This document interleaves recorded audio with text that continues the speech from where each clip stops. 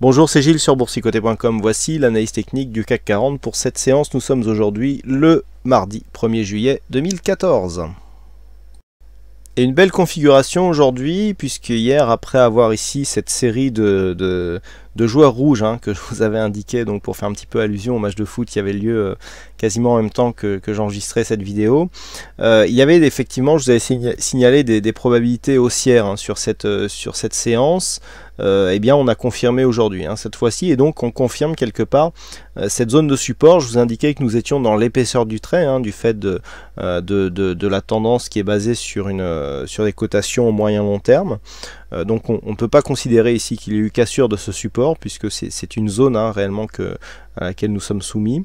Et donc on est en train d'inverser le mouvement, et nous allons voir que du point de vue des indicateurs, eh bien on accompagne un petit peu ce début de retournement.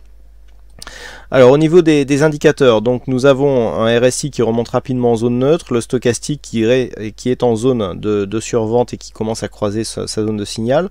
Alors le premier indicateur à se retourner, c'est le MACD. La configuration est intéressante puisque nous avons ici un retournement qui se fait sur une petite amplitude. Alors on a l'impression que l'amplitude est grande, mais si on relativise un petit peu par rapport aux autres retournements, voilà, c'est pas un gros retournement. Il est de bonne facture tout de même, mais rien d'exceptionnel. Donc voilà, un signal en retournement à prendre en compte, donc avec l'apparition de cet histogramme vert aujourd'hui suite à la séance haussière du jour. Donc on sait que le MACD est souvent l'indicateur qui détecte avec le meilleur timing les phases de retournement. Nous verrons si cette fois cela est toujours le cas. Du point de vue des volumes, donc nous sommes à peine supérieurs à la moyenne. Alors par rapport à la dynamique que nous avions précédemment, nous pouvons considérer qu'il ne s'agit que d'un rebond technique. On vient ici s'inscrire dans des volumes qui sont comparables à ce que nous avions précédemment sur la précédente phase de baisse. Il n'y a pas, à mon sens, assez de force qui est donnée donc par ces volumes pour vraiment parler de retournement de tendance. Il ne s'agit pour l'instant que d'un rebond technique qui s'inscrit dans une phase ici de relativement faible volatilité. Donc pour l'instant, eh bien je dirais que voilà, on a un début de retournement qui intervient sur une zone de support majeur. Ça fait un moment que je vous indique que sur une rupture de cette zone des 4496, ça serait la zone des 4420 qui serait vraiment la zone significative et qui jouerait vraiment le rôle de support.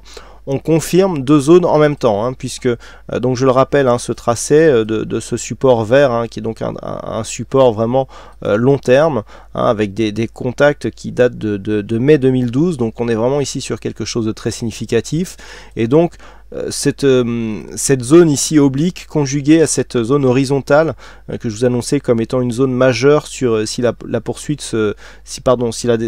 chute se poursuivait sous les 4496, pour l'instant fait effet. Donc on a pour l'instant, je dirais que c'est une alerte sans frais. On vient ici marquer une petite phase de consolidation. Alors on en avait besoin puisque les marchés montent depuis maintenant quelques semaines voire quelques mois sans grosse phase de consolidation. On a quelque chose qui est comparable à la phase que nous avions eue ici au début de la crise ukrainienne, où on avait ici environ donc on était entre 320 et 495. Là on est 595 et 420. Donc on a quasiment la même amplitude du point de vue de la consolidation ici.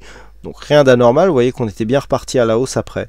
Donc là pour l'instant on est dans une phase où on vient tester ici cette zone de support, on commence à remonter.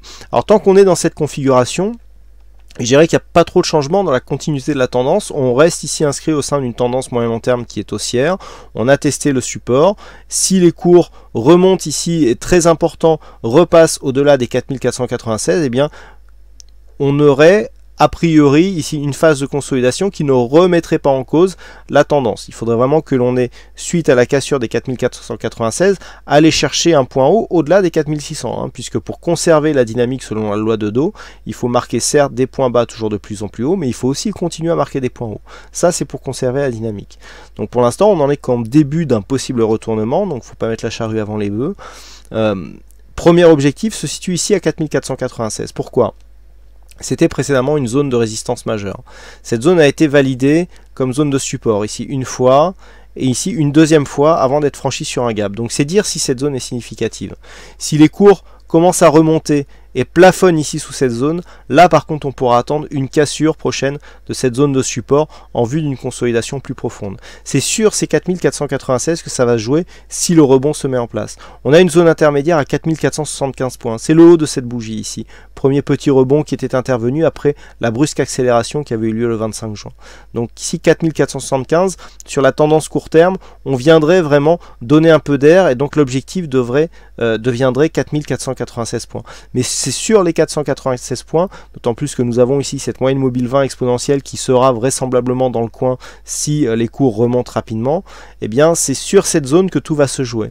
Soit on reste en dessous et dans ce cas-là on a ici première phase d'accélération, on revient ici chercher un point haut comme un dernier point bas et ensuite il y aura une grosse probabilité de cassure, soit on invalide ici ce début de schéma baissier et dans ce cas-là il faut qu'on remonte avec avec force et conviction au-delà de cette zone des 4496 points. Donc sur ce rebond ici, c'est vraiment cet objectif qu'il va falloir guetter. Et bien entendu, si on plafonne, si on commence déjà à plafonner sous 475, là la dynamique sera encore plus forte et donc encore mieux orientée à la baisse. Sachant que c'est désormais la zone des 4400 points. Cette zone ici des 4420 a été testée à de multiples reprises. On a eu un test un peu plus agressif hier. Donc là, sur la prochaine attaque, 4420 ne devrait plus opposer trop de résistance. C'est vraiment cette zone des 4400, alors qui est une zone qui a déjà donné des rebonds intéressants par le passé et surtout par rapport donc à la tendance et à la phase de consolidation actuelle sur cette dynamique directe, et bien c'est le retracement de Fibonacci à 38,2% qui se trouve sur cette zone. Donc vous connaissez le retracement de Fibonacci, sur un retracement à 38,2%, on reste sur une possibilité ici d'avoir une phase de consolidation d'une tendance dynamique et donc ça sera confirmé par le dépassement d'un prochain point haut. Par contre sous les 38,2 on commence à entamer la dynamique de la tendance de base et donc à avoir des possibilités de retournement de la tendance majeure. Voilà donc ce que l'on peut dire sur cette analyse technique du CAC 40. Alors aujourd'hui encore il y avait un jeu du fixing, c'est Péchou qui gagne sur cette session, donc bravo à toi Péchou. Et puis concernant les statistiques, donc a priori on a encore une bonne probabilité haussière pour demain, aux alentours des 60%.